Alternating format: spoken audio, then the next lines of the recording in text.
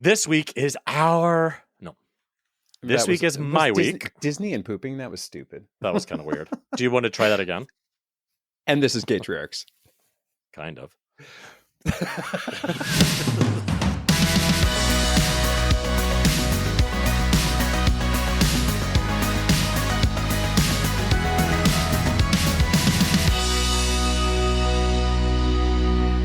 So my son comes home from school and he's very sad.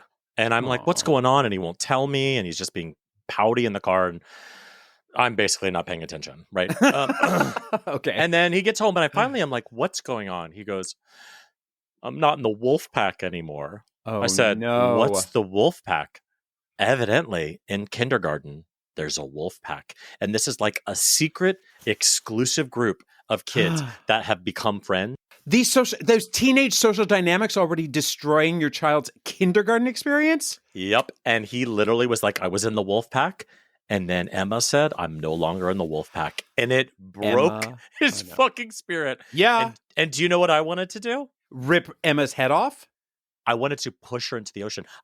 Maybe I shouldn't start off the episode by murdering children. But I was like, it was like the first time I was like, wait a minute, why are you fucking with my kid? And of course, this is schoolyard bullshit. It matters, though. But it feels like it enrages me. Oh, it totally, yeah. And I was like, you are a member of the wolf pack, goddammit. You are a member of my wolf pack, and we are wolves. And, so anyway. Wow. I mean, those schoolyard playground dynamics, they start early. They can be so vicious. And like, as a dad, you're like, do I go in and murder a child, or I to let him do his own? Because you kind of want to play it real cool. You're like, oh, who cares about the wolf pack? You're a great kid or whatever. It doesn't matter. Right? But then it fucking matters. It does be in that motherfucking wolf pack. Yeah. If you're not in the wolf pack, you're out, babe. Yeah. That is really, really rough, because we don't want our kids to care. We want them to know that it's what inside that counts, and all the superficial things don't matter. But they do matter that they do. You got to be in the wolf pack, and you got to have six-pack abs. That's it. I mean, we don't want our kids to grow up to aspire to be in Mean Girls, and but yet we do want them to be at the top of the social ladder, because we don't want them to suffer, because we know, I mean, frankly, 99% of us gay boys, we are interesting, fun people, frankly, because we built the character, because we were not in the wolf pack, and we had to figure it out. And so ultimately, you want your kid to be in the wolf pack, but at the same time, you don't, because the assholes are in the wolf pack. So you don't want your kid to be, oh, geez. You want them, it's like anything. You want them to be asked to be in the wolf pack, but then them turn them down. Yeah. No thanks. I'm better than the wolf pack. I don't need you. But you got it totally right. Like, you got to be in the wolf pack. Oh, that is. Yeah. Listen, I only hear things secondhand from my son, who lies all the time. So I never really know. I never know what's real. So I don't want to actually carry out some form of, of crime. But it is, sometimes I'll hear things and I'm like, oh man, I want to do something. And I'm like, maybe he lied. He also said, I think I told you, when he was in pre-K, he would tell the teacher, we went to Disney last week. And he had stories about the rides he was on. And so the he's a snacks storyteller. I mean, being an imaginative, colorful storyteller is an important thing. Maybe he'll have a podcast one day. Oh God, I hope not. Speaking of podcasts, guess what? Nice transition. Did you know we're on OnlyFans now? Well, yeah. Sort of. Yeah. So, reaching into our vast grab bag of mail from our fan, we were delighted to be told by Rosie. Hi, Rosie. Rosie let us know she's tired of us being bi. And I admit, I started to read this and I thought, oh no, we're canceled. We made a joke about bisexuality somewhere, and now we're canceled. Which isn't real. Bisexuality is not real. Continue. Yep. Hey, all of you bisexuals, come to us. I believe in you. I believe in you. You be as bi as you want to be. You sleep with whomever you want to be. Anyway, you want to sleep with. Anyway. Rosie told us to stop being bi. And by bi, she meant bi-weekly. And what do you need guests for anyway? And she appreciates us just bantering. And then she signed off as your only fan, which is how I read it. Only fan. Rosie. So, but I also appreciate she gets the joke, right? She knows that she's the listener. She's the only fan. Yes. And I will say, Rosie is one of many people who were very disappointed in us for going back to buy. We got a lot of heat for this. Well, I appreciate, Rosie, all of the subtext here. And so, you know what, David? I think that we should give this a try. Now, let's do it. Hey, for Rosie and the other people who are not out there, one of the biggest challenges with doing this fantastic labor of love is finding guests, because people are just busy and it's just hard to schedule. Now, of course, people are clamoring to get onto the show, but it's just hard to schedule sometimes. And so that's why we were doing ourselves a favor and taking a little bit of time off. But you know what? Maybe we can just wing it, huh? And find another reason for the show besides highlighting guests, shall we? So that was Gavin's long-winded answer of saying, starting next week, we are going back to basics. We're going back to our weekly Wednesday drops. We're no longer bi. We're gay the way God made us. And that's it. So thank you, Rosie, for reading us a little bit, and all the other people who DM'd us their disappointment in our bi-weekly. But listen, it was the holidays. So also during the holidays, I had a hospital experience. I had a friend visiting me, and he had to go to the hospital for a thing, and he had to have surgery, and he was there for a long time. Yikes. And he had no family up here. So I was at the hospital with him every single day. And it was really weird because I had this like flashback to being in the hospital for a week with the birth of my children. Oh, and it was such an interesting, like, it was just it was like I was going back, and the first couple of days you're nervous, and will I break things, and I'm in a hospital, and is it sad, isn't it, whatever, and by the end you're high-fiving the janitor because you know when she gets off her shift and all that kind of stuff. And also the thing that I think we've done as a dad hack here is steal shit. You're going to be presented with a $4,000 hospital bill, so take everything on the way out. Everything. What all did the diapers. You abscond with? Oh, I took shit that I didn't need. They're like, do you need these colostomy bags? I'm like, I sure do. I could put fruit in them. But it's so true. When my kids were born, somebody told me this, and every time the nurses would change their shift, I would hide all of the stuff they gave me in our suitcase, and I would tell the nurses, hey, we're out of bottles and diapers and whatever. We left with 20 bags worth of all of the shit, and that was a very good call. Oh yeah, it was the best. I mean, and obviously we teach our children to tell the truth and never steal, but we are nothing if not what? Hypocrites. And also, what are you taking money from? Like United Healthcare. I mean, maybe don't kick them while they're down, but still, point being, like, you're not stealing from. You're stealing from the man, not the people. So good for you. That's a really good dad hack. Should we just leave it at that? Yeah. Speaking of colostomy bags, I want to know, you've still got kids. Your daughter is still in diapers, right? She just got potty trained last month. We are now diaper free. You're screwing up my story. Let's go back. You still have a kid in diapers, right? Yes. What do you do at the playground when they desperately need to go to the bathroom? And let me set this up with, luckily, when my kids were really little, we were still living in New York City. Some playgrounds have bathrooms. Most, of course, do not. And those bathrooms, I mean, my kids witnessed their very first drug deal, and I am not exaggerating. No, that is not. I'm not exaggerating at all. They saw a drug deal take place. The guys were really nice. They were like, "Oh, sorry, man." And they were. That's what we love about the city. Our drug dealers, our murderers, they're really kind people. People are just trying to get their molly, man. They are they got to do some deals, right? They were very respectful. They got out of the way and left the bathroom to me and my children. But those people who would, I'm not going to lie, I judge those people who bring the plastic toilets with the baggie. Like, I want my kid to have some dignity and not be sitting and shitting in the playground for all the world to see. And yet at the same time, that's better than like having to suddenly, I don't know, or run across to the restaurant. I never had to do that.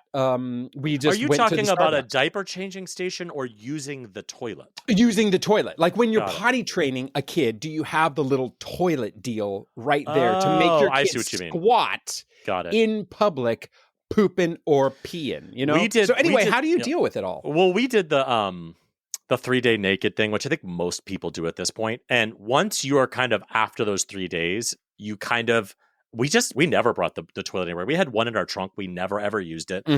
We would just make them go to the bathroom right before we left. You just cannot forget that you have to go to the bathroom before you walk out the door. But also, listen, we're hardcore with all this stuff. We are like, if you have to go to the bathroom, you sit on the cocaine-infused toilet here in the New York City park. Like, we don't bring special toilets. You poop on the public potty. Yeah. Totally. Which life is so much easier if you can poop in public, right? And by public, I mean in a public restroom. Like, totally. I feel like people say all the time, like, oh, I can't poop in public. I'm like, I don't have the bowel control to decide that I don't want to poop in Herald Square. I'm in Herald Square. I have to poop. I'm going to the Macy's, going to the 6th floor where it's luggage and nobody uses that floor, but there's a bathroom up there.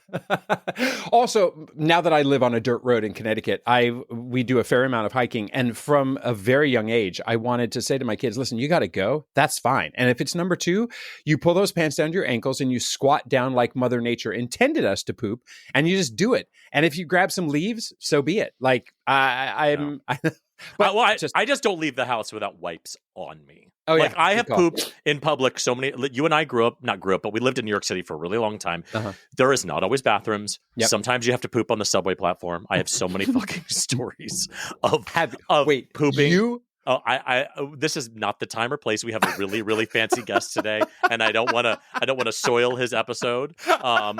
But I have pooped in some public places that would blow your mind. But I in the car where I live now, and also in every bag we have and every location we go, there's a package of baby wipes for that exact reason. Okay. Yeah. Well, all of this talk of the New York City subway, Herald Square, and pooping makes me think of what? Our top 3 list. Gaytriarchs top 3 list. 3, 2, 1. This week is my week, and I don't know why you did that segue the way you did, because this week our top 3 list is, what are the top 3 Disney songs? This is hard. When I told you last week about him, you were like, oh yeah, got him. I struggled because I was like, top 3 is in like greatest quality, the most famous ones, the ones I love the most. So you got to just go with your gut. When there's no parameters, you just got to. For me, I'm actually prepared this week, and they're just the 3 songs that I fully enjoy the most. So for me, I did something similar. Basically, what is the thing that just like fills my spirit for whatever reason? Okay, so in number 3, from not the semi-animated movie, "How Do You Know" from Enchanted. How do you know how you love? Oh, that's a good song. There's just that like calypso beat that is just like so delicious. I fucking love that song. Number 2, classic, "Beauty and the Beast" from Beauty and the Beast. Really? Listen, Angela. What the fuck is the matter with you? Okay. Arguably one of the top 5 greatest. I'm going to hang up right now. Beauty and the Beast. Angela Lansbury. Do you know the story behind this song where they were like, here's the song we want you to sing. And she was like, I don't want to sing it. I can't sing it. I'm not a singer anymore. My voice is too crackly. I don't know. And they were like, please, please, please. We don't want it to sound, super crispy and beautiful. We just sing it with heart. And she was like, fine, I'm going to do 1 take. And that's it. Wow. And that's the take we have. And that's perfect. Amazing. And I hate you. Just the vibe you're giving me right now is really sending me. And number 1, I would be shocked if there's not any crossover for us. "Part of Your World" from The Little Mermaid. Gavin, what is I'm you're fired. I hate to do this in public at the end of January, but you're fired. Your reaction, I thought you were going to yes and all of this. This is the least on the same vibe that we've ever been. And that's all right, really well, let's hear your top 3 list. Get ready for my reaction to your top 3 list. I am not yucking any of your yums. I am shocked by your yums. I want everyone to check the video feeds and see if he hasn't yucked my yums. Continue. We have different taste in these songs, that's for sure. Okay, anyway.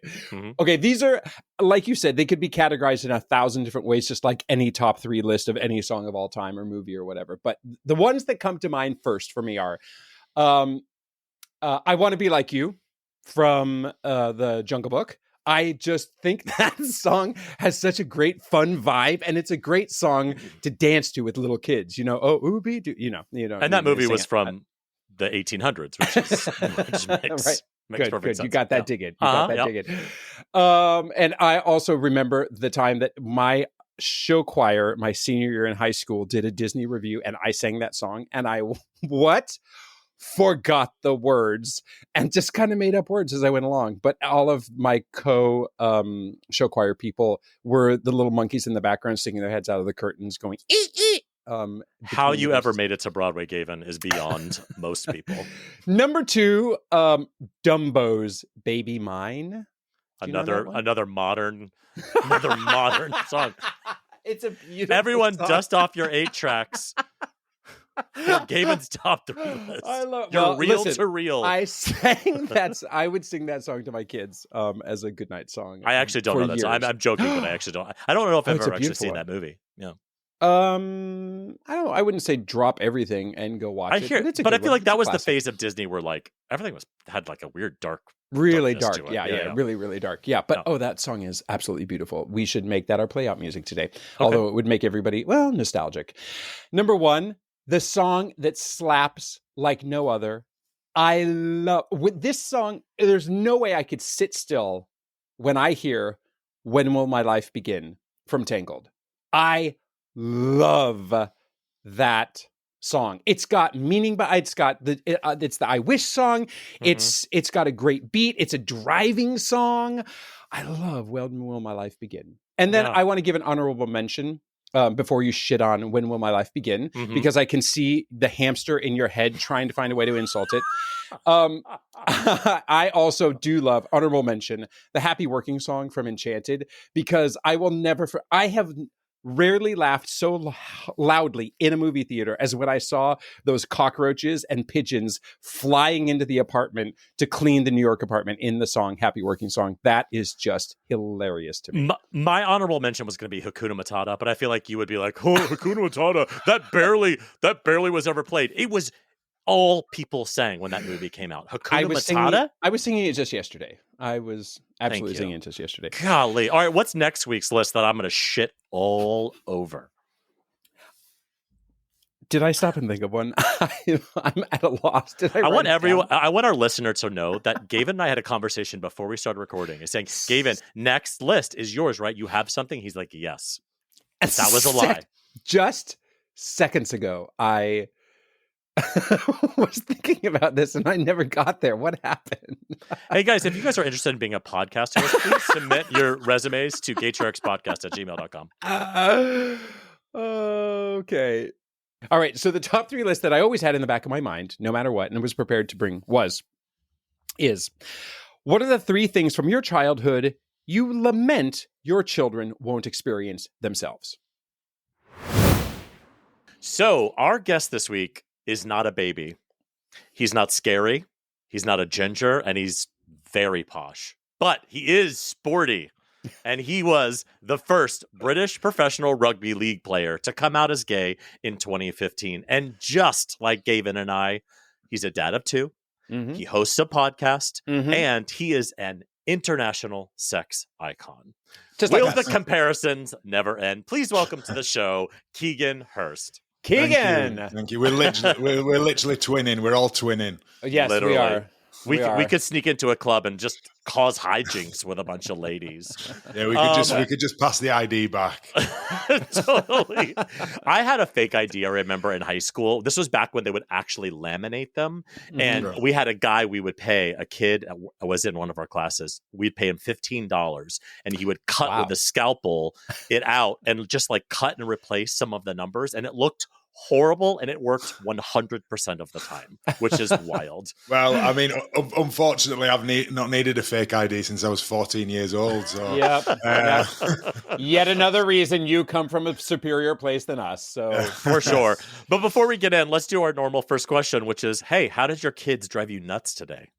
Do you know what? I'm gonna switch that around and say for once they actually didn't, because they were both on time when we needed to go for the school run this morning, which is, I don't know if it's Christmas. I don't know if all the planets have aligned. I don't know if that was their Christmas present for me. But yeah, we actually got in the car on time, left on time, and everybody arrived where they needed to be in good time. And it is, long may it continue. I know that it will. What is usually the stress in the morning? Is it literally getting out of bed? Is it eating breakfast? Is it getting shoes on? Yeah, my kids are 16 and 12 now, so it is crowbarring them out of their beds. Especially my son.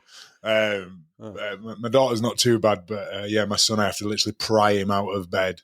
But yeah, that's the issue. No, luckily they can just about tie their own shoelaces now.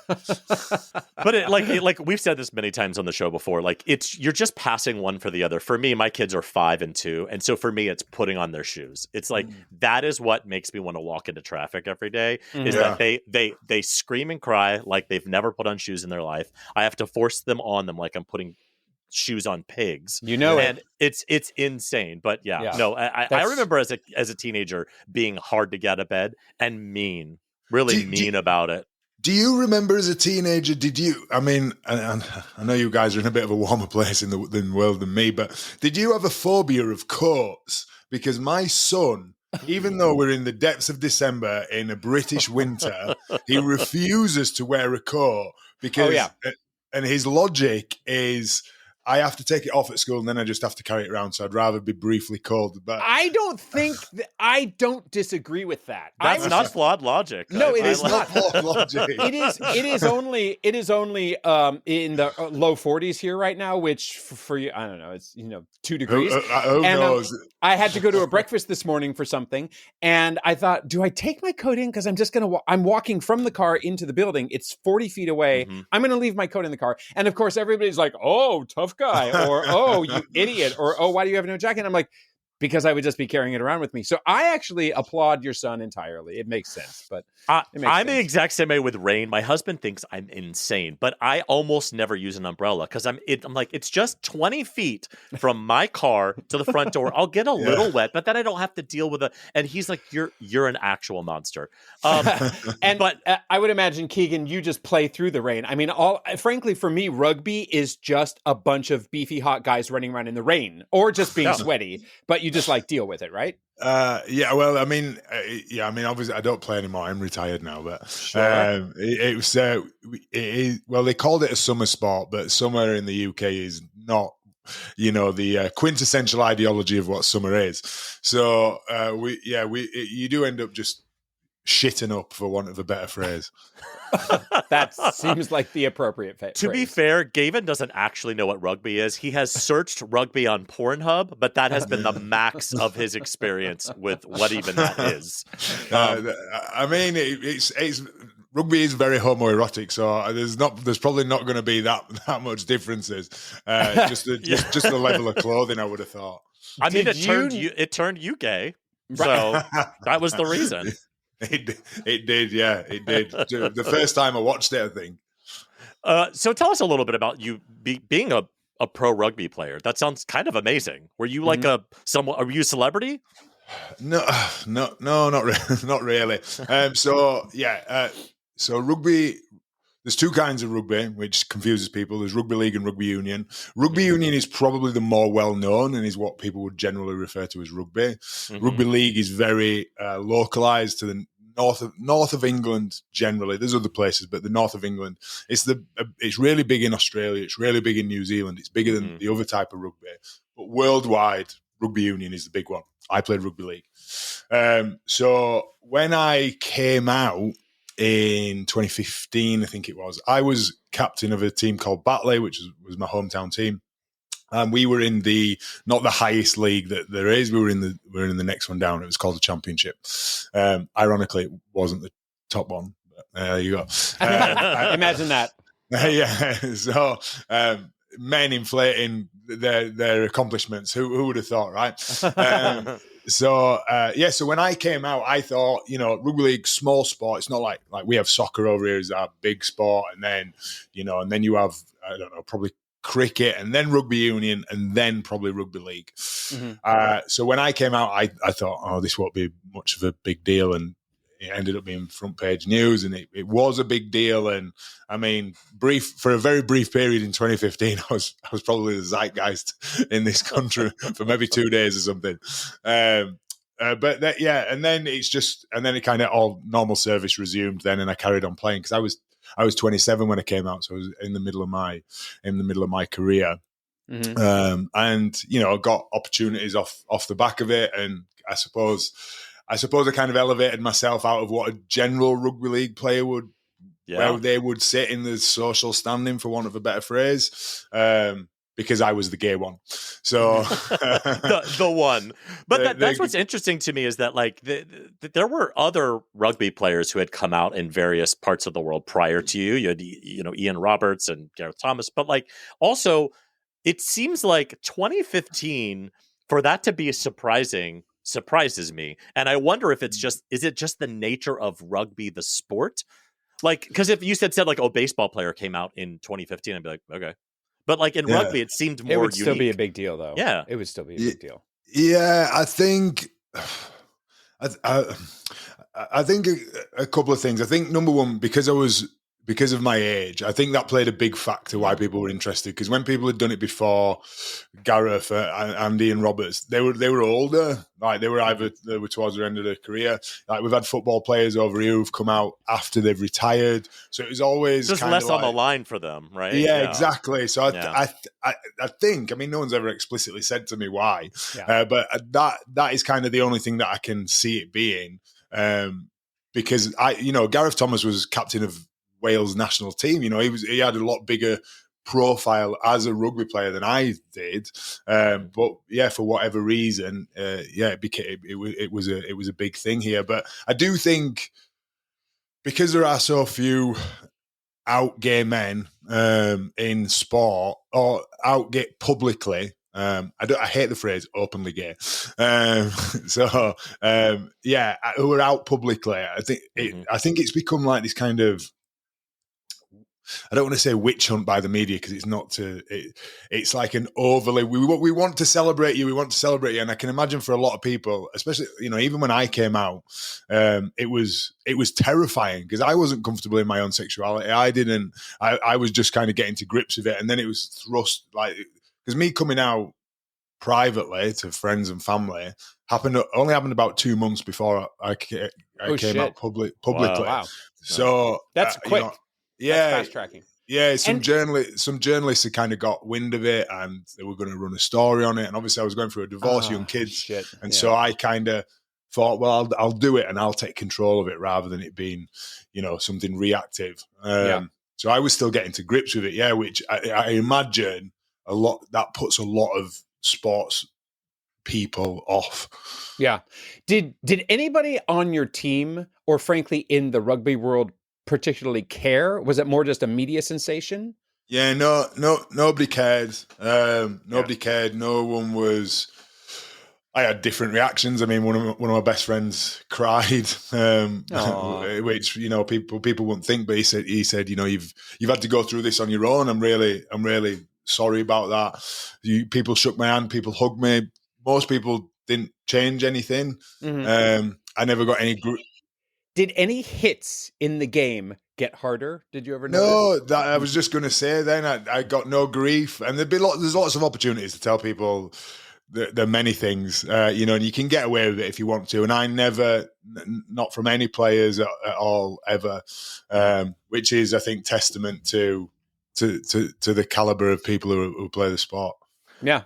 So, I mean, you also didn't get a chance to kind of fail and go through adolescence again, which is what you have to do when you come out. I feel like you have to go, okay, how do I date guys? How do I have sex with guys? How do I interact with people in a different way? And then it's just like, JK, you're now now everyone's staring at you, and you're going through this like divorce. Like I feel like there needs to be a little bit of runway for men who come out a little later in life. By later, I mean after 16, to kind of like get messy for a second, to kind of figure themselves out again. And it sounds like you didn't really get that. So what was your wife or your ex-wife a supportive part of that process, or was she still adjusting?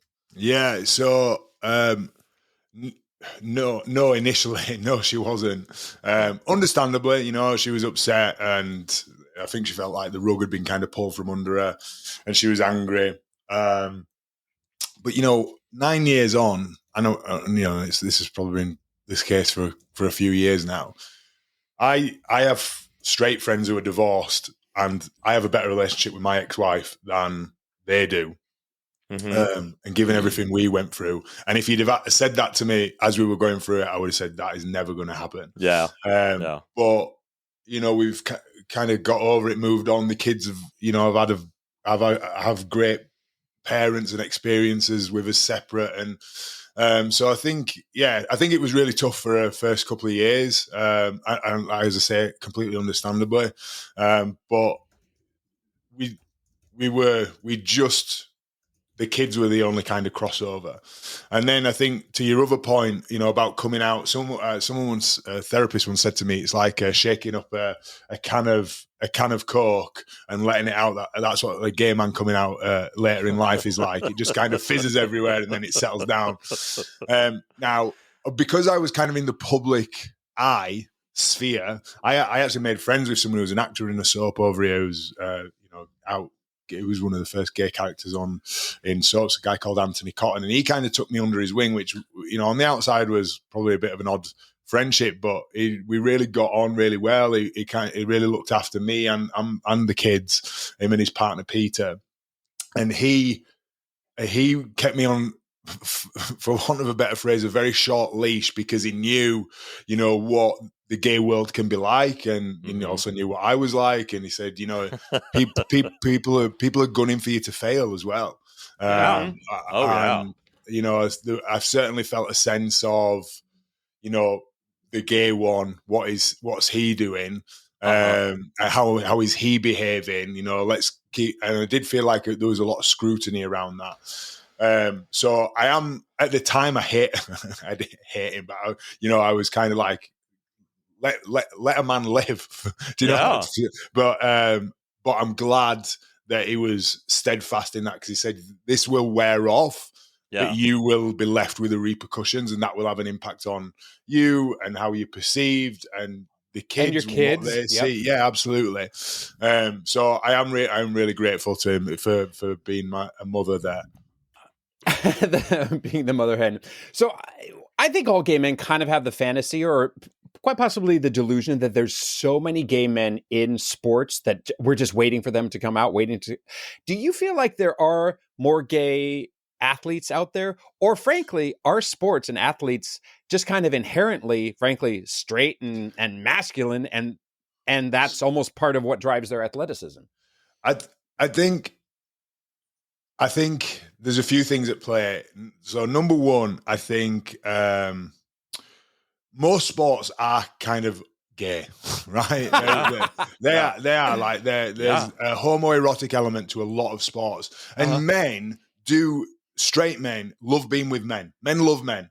Like, and I don't, not in a sexual way. Men love men. They love being around men. They love sharing their company. They love, like, I've always said before, there's nowhere gayer than a rugby changing room. People are dicking about, wafting the cops about, yada, yada. Not doing anything, and there's nothing sexual in it. It's just it's just boys being boys. So I think there's an element of that. And as a gay man, you pick up on that and you go, is there and it just is lads dicking about. I think people thought that there might be like an I'm Spartacus kind of moment when I came out, and other people go, oh, I'm gay and I'm gay and I'm gay. And that didn't happen.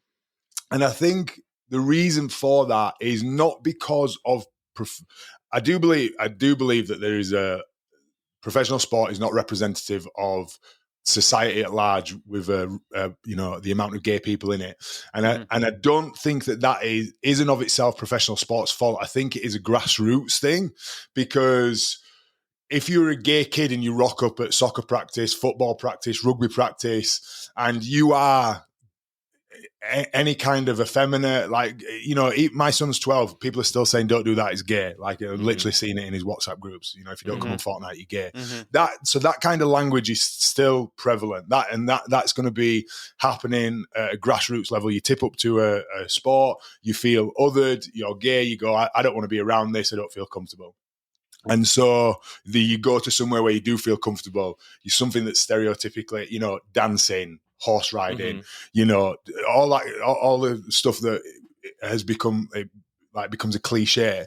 And I think that comes from I think that will change, and it probably is changing, because it's like our generation who are now the coaches of the grassroots kids. And so they come through, when I was leaving, when I was finishing playing, the younger kids we'd go on a night out and I'd say, right, I'm off to a gay bar now, I'm leaving you all to it. And the younger lads who were like early 20s, they would come with me, and they were like, we're not bothered about going in a gay bar. Yeah. If I'd have done that when I was their age with the older heads, and I'd have said, let's go to a gay bar, they would have freaked. Yeah. So I do think people will come through this system as out gay people, as opposed to getting into the system, being straight, and then coming out. That was a very long answer.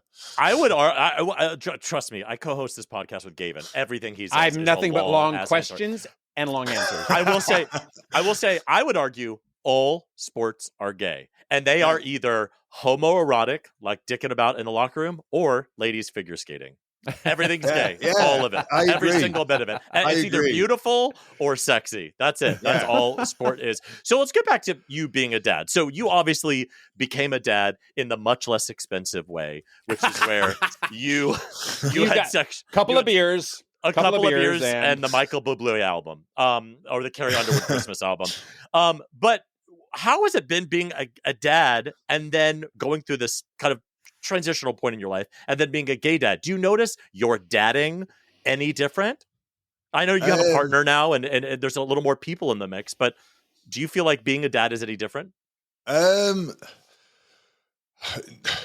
because my daughter was 7 and Fletcher was 3, I think. Yeah, Taylor was 7 and Fletcher was 3, I think, when I came out. And I just told them at the time, mummy and dad have split up. In the future, daddy might have a girlfriend, he might have a boyfriend, and that was just what was said. Mm-hmm. I've had to come out to my son about 6 times. Like he's just not grasped the concept. I mean, even now at 12-year-old, last week we had a conversation about is being gay a choice, and I was like, I'm surely you would have figured out that. I said I tried pretty hard, son. Listen, Daddy wears jock straps for 2 reasons, not just one. Yeah, no. So, but because because it's been who I am so publicly as well as privately. Do you know what? If I'm being honest, I've probably learned to be a dad since coming out. I remember when we split up, I remember on the phone to Anthony in tears saying, I don't know how to be a dad. All I used to do was tip up, give my ex-wife some money, and then go, you sort the kids, I'm off to go rugby, work, whatever I was doing. Mm-hmm. And so, and my dad was never around, and that was a big fear that I had, that I'd be a terrible dad. So I thought just by providing, I was already beating him. But then, I would say that I learned to be a dad after we broke up, because I had to be a dad. It was just me in the house. So I figured it out. And I've always said to the kids, I have no idea what I'm doing. I'm making it up as I go along.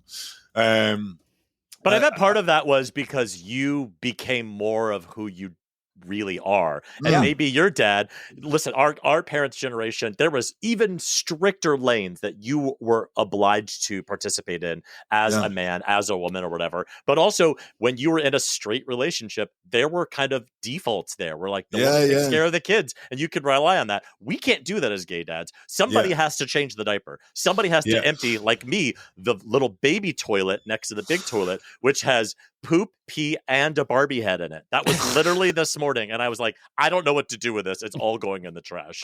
But we have to now do that. There's no backup. Yeah, absolutely. Absolutely. No. So it was a baptism of fire.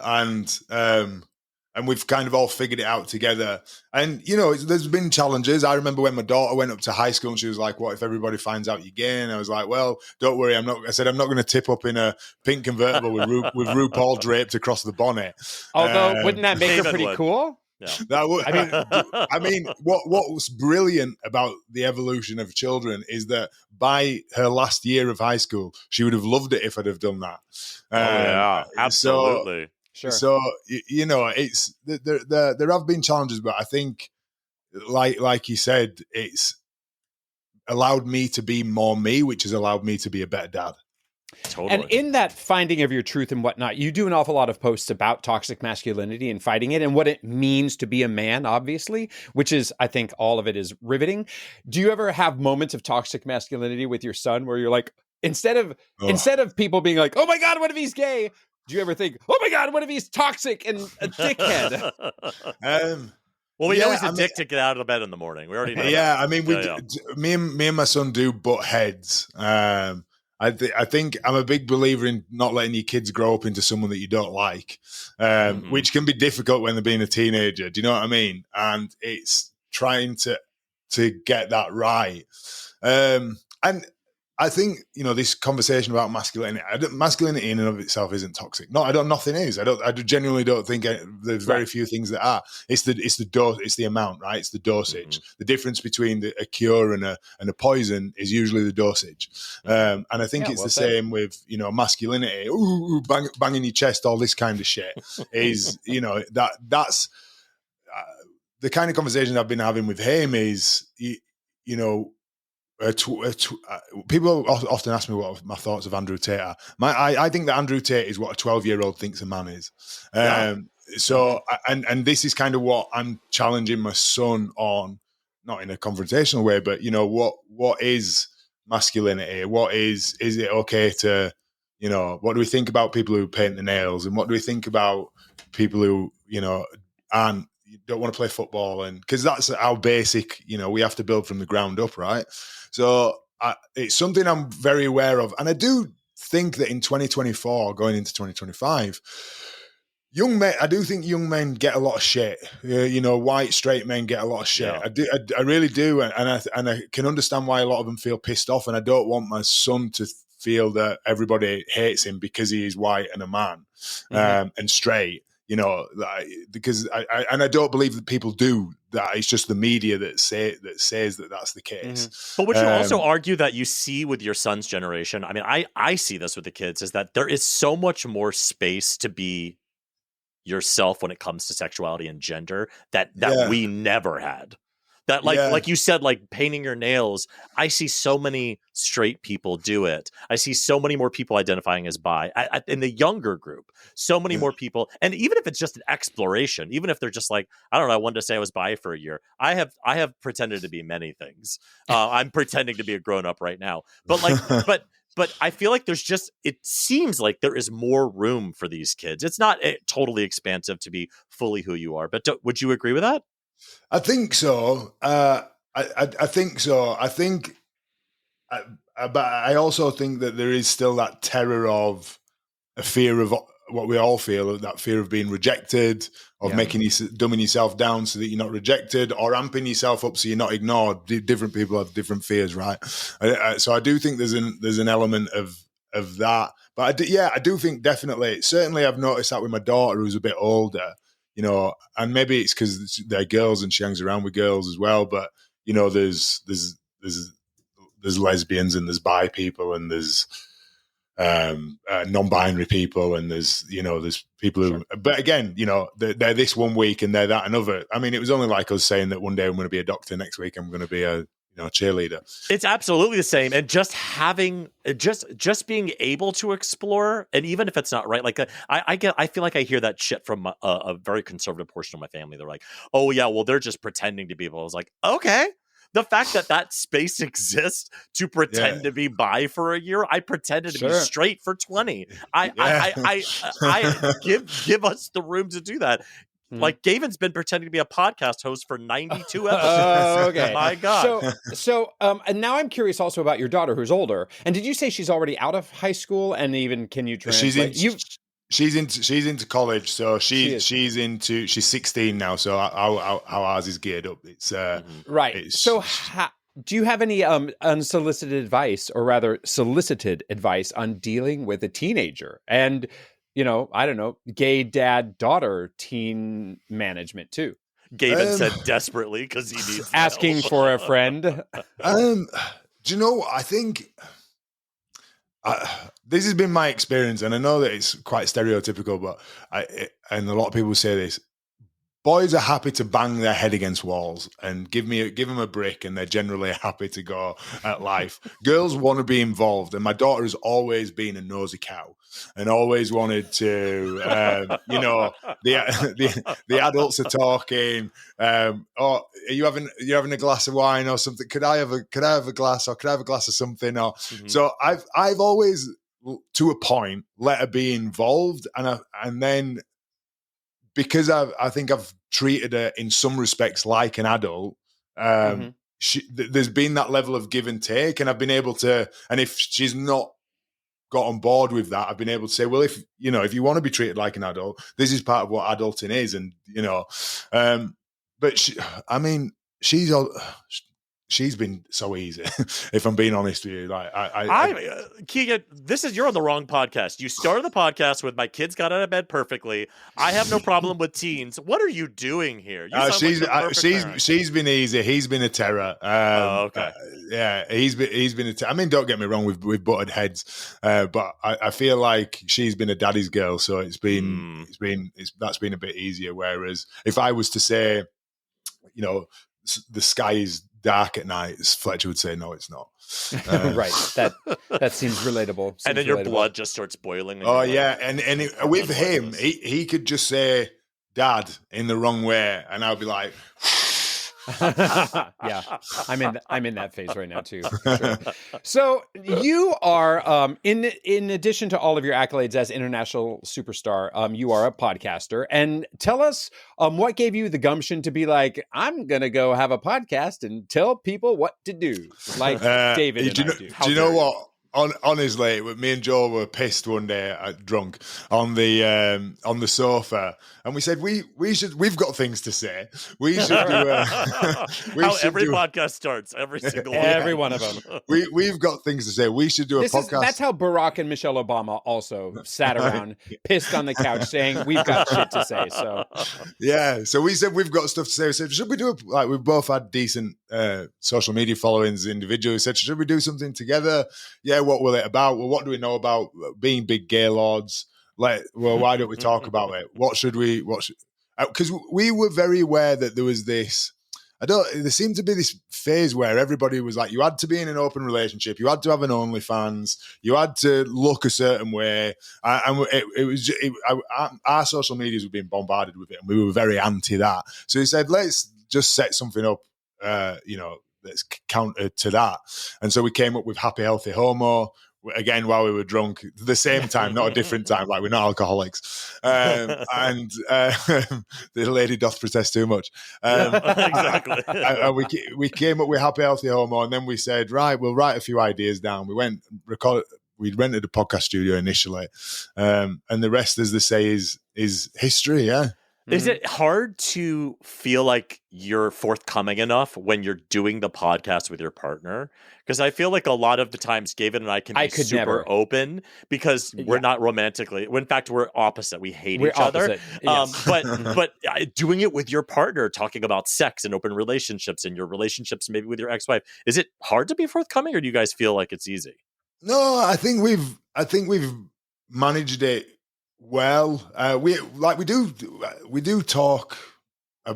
Like we've kind of, there were no secrets going into it, I think, and it was always on our. We've had a couple of times where you go, "Oh, I once did this with someone I was dating," and I would say, "You never told me that story." But it just kind of adds to the podcast, really. I get that from my husband sometimes. He'll be like, "I listened to episode 86. I didn't know you didn't like bra." He just like, I didn't know that. I'm like, getting to know you. No. Yeah.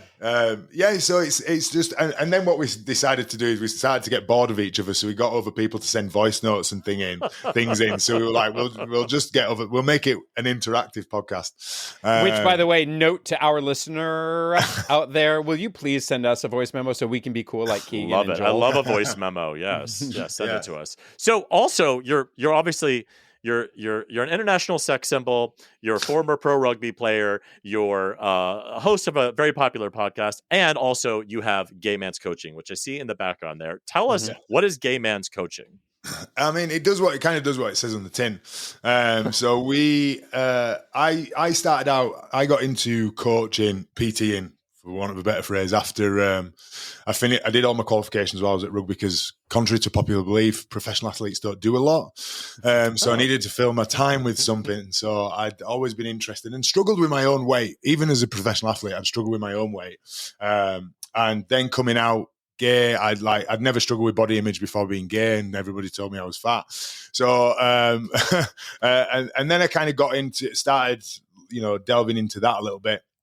And because I have a gay fan base and following on socials predominantly, I found that all my clients were gay, and so they would have a set of specific challenges that we had people joining the program who weren't out, people who weren't necessarily comfortable in their own sexuality, people who were having troubles with elements of relationship with family members. So we started tailoring it more toward, yes, there's getting fit and there's getting in good shape and there's sorting your discipline, your routines out and things like that.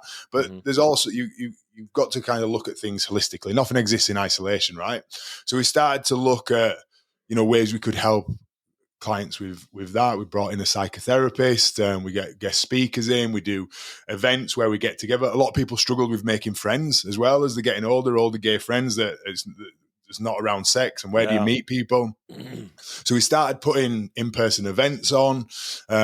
We've got 10 planned for next year. We're going to be doing one in Chicago as well next year, our first, because we've got a lot of US clients. So we kind of built this, essentially a community and a tribe of people who were, I said, my favorite thing to think of it as is it gives people space to grow into the versions of themselves that they want to be, which is something that ironically we've spoken about. I didn't feel like I got.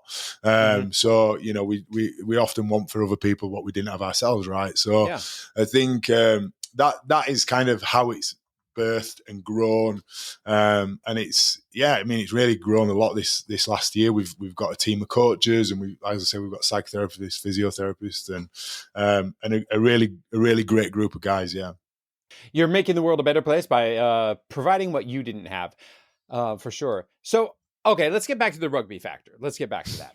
Gavin's been thinking about that for the past the whole 35 time. You know minutes. what? He's been He's just Googling heard rugby, la la la la shirtless. la la la la. You know what? He's literally like, are they all bottoms because they have great asses, or they just have great asses? He's like going through. Is that a requirement? Like with the great asses and the great legs, lots of bottoms. Well, see, this is like the swimmer's fallacy, right? And the rugby player's fallacy. People think if I play rugby, I'll get a great ass and big legs, but people with great asses and big legs play rugby. It's the other way around. Oh, I see. It's like causal versus. No, I love that. Okay. You lost me at rugby phallus. That's all I did there. Speaking of, I did. This will shock you, David. Even though I did not have to Google what rugby is, because I spent a semester abroad in college. I lived in France, and I thought I want to go do something like super French. Randomly, I thought I'm going to go try rugby. Not kidding. Or as the French call it, le rugby. Le rugby. So I went to one practice, and it was basically fine. I mean, I'm like, how hard can this be? It's not American football. I don't actually have to catch a ball, frankly. I'm exposing all of my ignorance there. But what I will say, I was in a scrum. Is that what it's called? Right? Where we're just like all. Well, I mean, I don't know if that's what you were in, but hold on. Just hold on. This all happened at the bathhouse, by the way. His rugby game was at the bathhouse. This was outdoors, and we were clothed, and it was, of course, raining, because that's what it is. And so anyway, so I did one practice, and I thought, well, this isn't really in my nature, but I was like, stretching boundaries and smoking cigarettes because I was living in France and that kind of thing. Sure. So I'm like, I'll do something totally different, right? And then afterwards, we went into the locker room, and it was so, I feel like French, but maybe super rugby. Everybody was completely naked at the same time. And I'm like, oh my God, I hadn't played team sports in a really long time. I wasn't used to being standing in a locker room with just everybody completely naked, but it was also so just very French. And this dude suddenly speaks to me. I'm in the shower being like, dead puppies, dead puppies, dead puppies, dead puppies, dead puppies, dead puppies, dead puppies. And this dude starts talking to me in English, and in perfect English. He's an American. And I'm like, wait, why are you American? And why are you talking to me in the shower? Why are you talking to me about just like, hey, where are you from? Just lathering up. It was so awkward. Anyway, it was traumatizing and exhilarating, I suppose. Anyway, I went to a first game, and I was just going to sit out and watch the game. It was so incredibly violent and fast. I was like, fuck this. I am not meant to play rugby. And I just pieced out and I was like, see you guys. Nope, this is not for me. Gavin still masturbates to that story to this day. He plays that whole thing in a loop and he just mercilessly goes for it. There were a lot of conflicting feelings there. But anyway, speaking of conflicting feelings, parenthood is never easy and never clean. And we love to hear stories of disasters. And we'd love to hear from you, Keegan. What is a time that you will never forget when your kids were little and they... There was a time. I mean, there was two of these. There was a time when Taylor, we'd gone to the seaside. We'd gone for a day out, and she was little enough to go up on my shoulders, and she pissed down the back of my neck. Well, and I was like, I said, "There's a warm breeze." Nope. And then I went, oh no, that's not a breeze. That is not a liquid. That is not a gas. That is definitely liquid. And you're like, where do I even begin here? What's the first thing to do? I don't even know what to do right now. Yeah, do you know what? I just succumbed to it, and it was a warm day for once. So by the end, I must have stunk. People walking past me, thinking that I smelled horrendous, and then smelled like a rugby player after. Yeah, not quite as musky. And then there was another time at the seaside again. Actually, we'd gone to a few years later. We were queuing up we'd gone to somewhere called Blackpool, which is a shithole, by the way. Disney was going to buy it in the 70s and knock it down. And that we have a lot of listeners in Blackhole, don't we, David? In Blackpool, yeah. Blackpool. There's a huge contingent in Blackpool. With all due respect, nobody come after us. We went and we were queuing up to get on a roller coaster. The queue was long, so I said, "I'll go get ice creams because the queue's moving slow." So I said, "You two stay here, don't move." It was just us three. I said, "Don't move." I eyed a couple behind. I said, "Kid, yeah, okay." So I ran off, went back. Then as I'm walking back, I could hear a child crying. And you know when it's your child from the wail? And I thought, oh my God, what has happened? Like, I was literally gone 5 minutes. So I came back and, you know, there's the barriers, like the ropes that you... Yeah. So I leg over. This is in the time of tight jeans. Like from the inside of my right knee all the way up to my gooch and all the way down to the left knee. Like, this was not a small hole. And I said, so then I get there and I went, are you okay? Are you okay? What's happened? Well, we were going to start going up the stairs and you weren't back yet. So I'd like raced over for no reason. I'm like, take your ice cream. And then they were like, Daddy, what are we going to do? Like, you're embarrassing us. Yeah. And I said, I don't care. I said, I'm not going home. Well, we'd not long got there. So I walked around Blackpool Pleasure Beach, they call it, for the entirety of the day, and you could see everything. Well, you know what? That's really funny. Gavin's grinder name is Not a Small Hole. So it's actually really nice that you guys have the same thing. I thought you were going to say it's the Pleasure Beach. And that too. There's so many jokes to be entered here, without a doubt, through your massive hole in your jeans. Keegan, we have wasted so much of your time today. Thank you so much for demeaning yourself by being on our stupid little podcast. I've loved it. Thank you for having me. Thank you so much. So fairly recently, we had a change in our government, right? And something great is that every single time for the last few days that anything has gone wrong, or somebody stubs their toe or runs out of toilet paper in the bathroom, or we don't have bread for toast or whatever, my children blame Trump every single time. And I am so glad that I have brainwashed my children in the correct way, that they know all bad things stem from Trump right now. And I'm prepared for that to be their excuse for the next 4 years. How about you? I love that. I also think it's funny because we tend to record a few weeks in advance.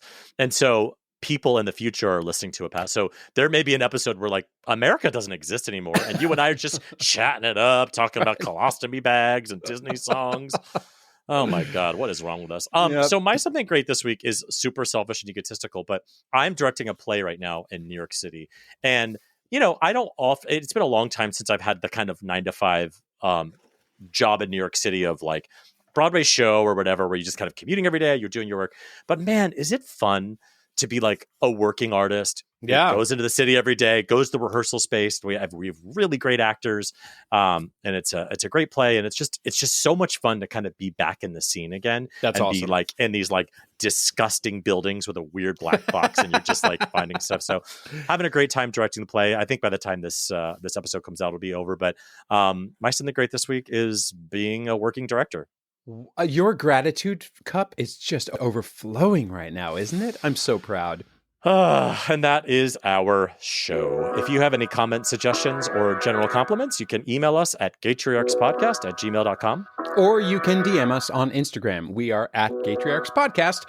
On the internet, David is at David FM Vaughn everywhere, and Gavin is at Gavin Lodge on a shitty subway platform.